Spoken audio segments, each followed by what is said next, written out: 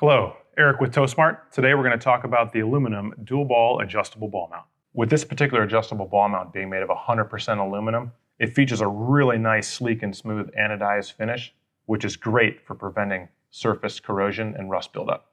This particular aluminum adjustable ball mount offers 12,500 pounds towing capacity on the 2 5/16 inch hitch ball and 10,000 pound towing capacity on the 2-inch hitch ball, which is great for convenience and versatility on trailers of different sizes.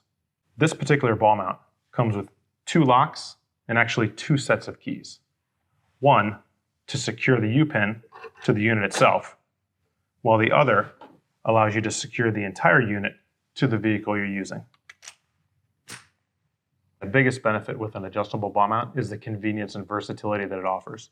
Regardless of what type of vehicle you're using or what type of trailer you're hauling, simply removing that U-pin and allowing for that adjustability leads to safe and secure towing in any application.